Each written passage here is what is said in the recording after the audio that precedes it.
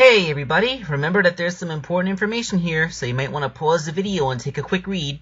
Yo! Hey everybody, it's me, Sonic! Sonic the Hedgehog! Just here to remind you that if you haven't already, make sure to hit that like button. And for even more amazing customs, don't forget to subscribe to Wake Angel 2001! Because between you and me, they're way past cool!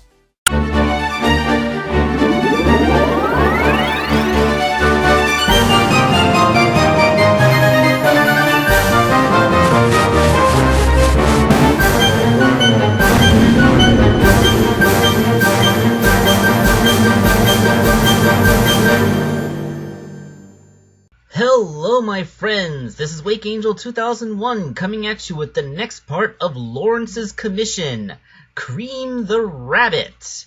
Now, everybody knows that I've made Cream quite a few times, and the base figure of choice for her is Charmy the Bee, as he is basically the same height as her and has the same proportions. But as we all know, the Jazzwares Sonic figures are getting harder and more expensive to find, and Charmy the Bee is no exception because that Chaotix 3-pack wasn't really available for that long, all things considered. So I decided to experiment with a totally new recipe. Basically, it's a 3D printed head based off of the rabbit avatar from Sonic Forces, just with no ears, along with a pair of her shoes that Corey Sonic Fan gave me the hookup on. And in this way, I can use almost any random body. In this case, it's the Jazzwares classic Tails figure, but I could use multiple figures as long as I have this head and the shoes. So starting with that 3D printed head, I did some touch-up work on the muzzle, of course, and the cheese figure here is provided by Gitz. You all remember Gitz as a commissioner from earlier in the year? Well, I have a whole bunch of leftover resin casting that they had made. They were kind of botched casts that they figured that I could probably make use of because they were pretty close.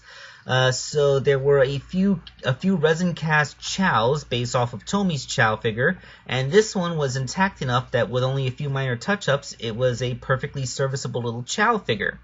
On the back, you can see I sculpted the extra hair points that Cream has on the back of her head, as well as a little bit of sculpting that had to go into this one's wing. Like I said, this one was really close. Aside from that messed up wing and some defects on the feet and the missing ball on top of the head, it was a really well-made cast. So let's just focus on Cheese real quick, as from this point he's just a repaint with a little tiny red bow tie. And you know, I never stopped to think about it, but how is this bow tie fastened? Like, is it tied around Cheese's neck? Because we never actually see like a red string going around his neck. So either the band that holds this bow tie in place is the same color as his skin.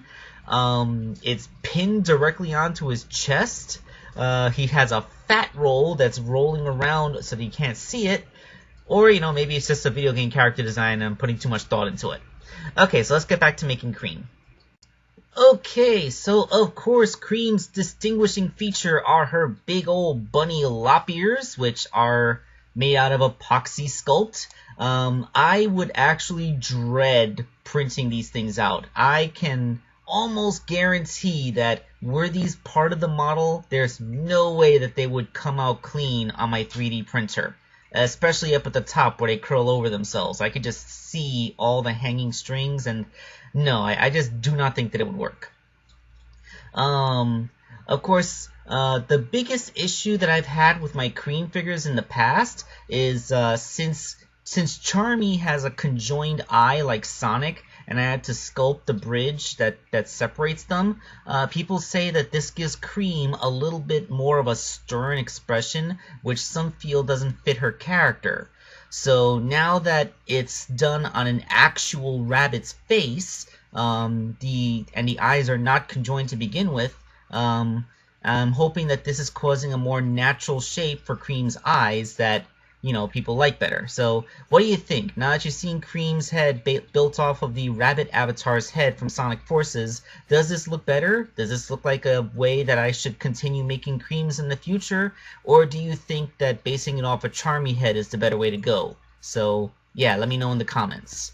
Now, as I said, now that I can make a cream head essentially from scratch, I no longer have to rely on a Charmy body. In this one, it's Jazzwares' classic Tails, which I know isn't exactly an easy figure to find, but you know, this could have just as easily been Tomi's classic Tails, or perhaps even any tiny roundish body that has little arms and legs coming out of it. Her skirt is made out of craft foam. I sanded it to give it a nice little conical shape, and of course her little tie and collar is sculpted in out of epoxy. You saw the 3D printed shoes, so there really isn't anything in here. I just painted them and drilled holes so that the legs could go into them. So that's not a big issue at all. The hands are from silver because, let's face it, silver probably has the best hands if you want open gestures. I mean, the only one that will be better are Charmy's hands, but again, we're trying to get away from relying on Charmy to make Cream here. So those are all the parts, so let's go ahead and put the figure back together and show you what it looks like.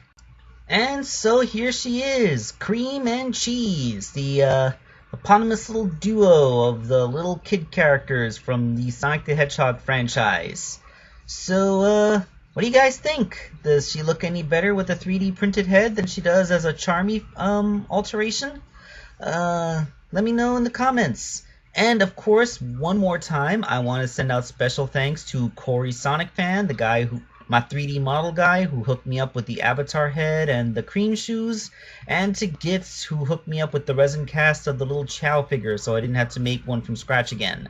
So yeah, like, you guys are really awesome, and I'm actually thankful to all of my fans. Like some of you guys actually go above and beyond and help me out in this little thing, like giving me that intro and helping me actually make the customs in such a way. But you know, I just want to thank all of you for actually watching, because you know, I don't think I would have been at this for 10 years if it wasn't for the fact that I get support from people who enjoy this kind of thing. So as long as you guys will watch, I'll make. This is Wake Angel 2001 signing off.